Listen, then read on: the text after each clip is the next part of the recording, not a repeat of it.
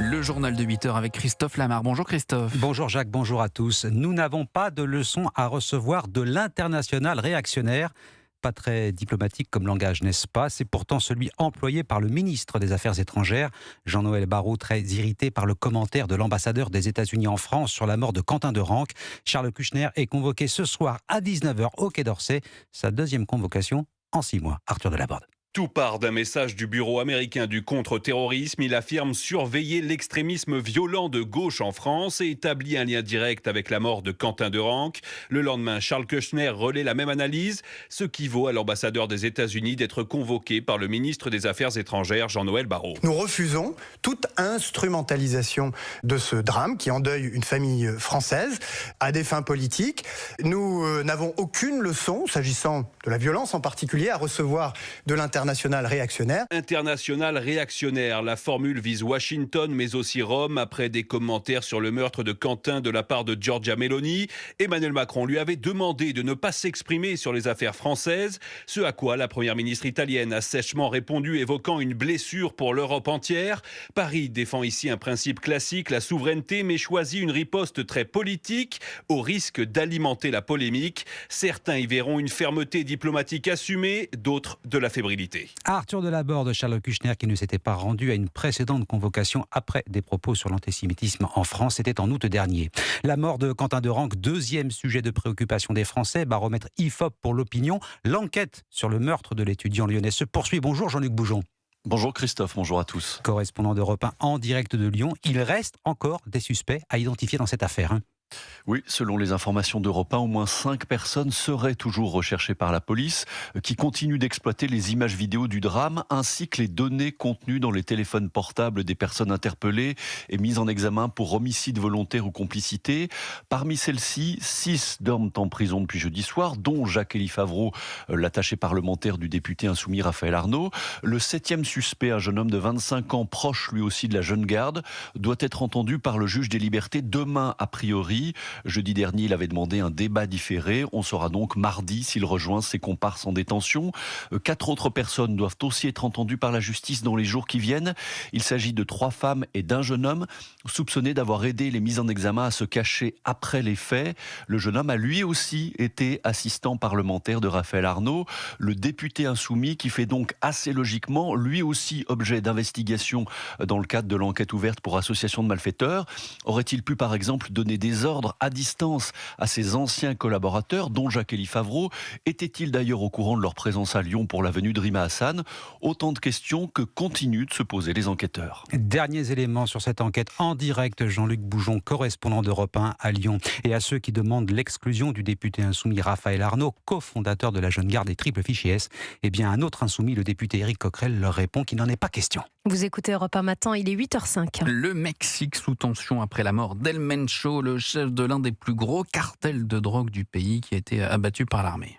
Les cartels dirigent le Mexique, dit Donald Trump. Première réaction du président américain à l'annonce de la neutralisation de ce baron de la drogue. Depuis hier, certaines grandes villes mexicaines menacent de basculer dans le chaos. On ne compte plus les scènes de pillage et de fusillade. Ailleurs, les gangs font sauter les routes pour empêcher l'armée d'intervenir. Quentin Duval, correspondant d'Europe 1 à Mexico. Nemesio Oseguera Cervantes, de son vrai nom, avait créé l'organisation criminelle il y a 17 ans et la dirigeait depuis en échappant toujours aux autorités.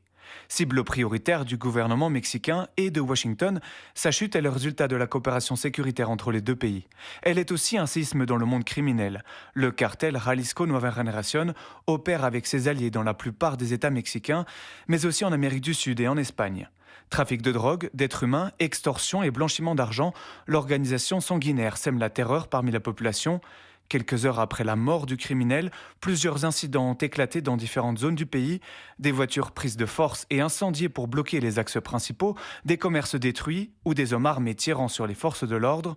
Ces scènes de chaos se sont déroulées du nord au sud et pourraient se reproduire dans les jours suivants. Quentin Duval, correspondant d'Europe 1 au Mexique, et le Guatemala, qui partage une frontière commune avec le Mexique, s'est placé en état d'alerte. À Mar-a-Lago, en Floride, l'enquête ne fait que commencer. Comment un homme a-t-il pu s'introduire avec bidon d'essence et fusil dans les jardins de la résidence de Donald Trump. Le président américain était absent au moment des faits. Le jeune homme de 21 ans, lui, a été abattu. Scène hallucinante hier au salon de l'agriculture. Un début de bagarre générale a semé un vent de panique dans les allées. Et résultat, un gendarme et un policier blessés, 15 interpellations, des témoins abasourdis par une échauffourée qui a opposé un groupe de jeunes à des exposants hier soir, Christophe Bordet.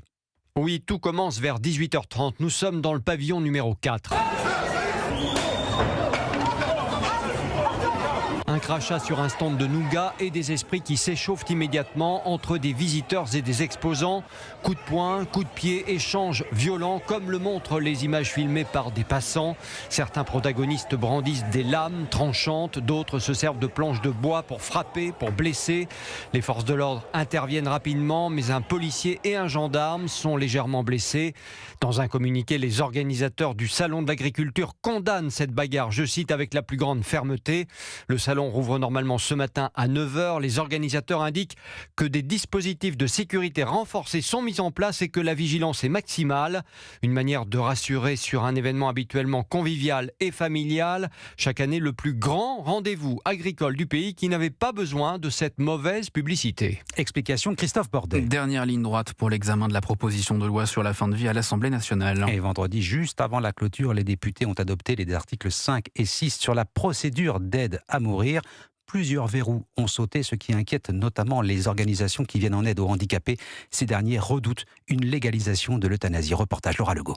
Louis, 26 ans, est atteint de la myopathie de Duchenne, une maladie dégénérative qui le contraint à vivre en fauteuil roulant sous assistance respiratoire. Il redoute la légalisation d'une aide à mourir. Je crains que le regard sur les personnes lourdement handicapées et très malades change, qu'en fait on ne nous voit plus que comme un coût, que comme une charge. Il craint que ce changement de regard ne l'amène à un lourd questionnement qu'il n'envisage pas du tout aujourd'hui. À quoi bon continuer à vivre ? C'est la question que moi-même je me poserai tous les matins, une fois que cette loi sera passée, qu'on aura cette possibilité. C'est se demander chaque matin, est-ce que je ne serais pas mieux mort que vivant ? Une pensée qui pourrait aussi traverser l'esprit d'Odile. La maladie génétique dont elle souffre lui cause des douleurs insupportables. Elle craint que le droit à l'aide à mourir ne devienne une solution par défaut. Je vais finir par demander à soulager mes douleurs de cette manière-là, qui sera la mauvaise manière, alors qu'il y a d'autres solutions. Mais ces solutions-là, on me les refuse. Près d'1 an d'attente pour obtenir un rendez-vous dans un centre antidouleur. Un délai bien trop important. On va vous proposer en 17 jours de mourir si votre douleur est insupportable. Mais par contre, on ne va pas proposer de soulager cette douleur. On va le faire au terme de longs mois et de longues années. Malgré la maladie et le handicap, tous deux souhaitent continuer à vivre. Et plutôt que d'obtenir un droit à l'aide à mourir, Louis et Odile voudraient surtout pouvoir vivre dignement. Reportage Laura Legault et vote solennel sur l'ensemble de ces deux textes, les soins palliatifs et l'aide à mourir, demain. C'était le journal de 8h présenté par Christophe Lamar.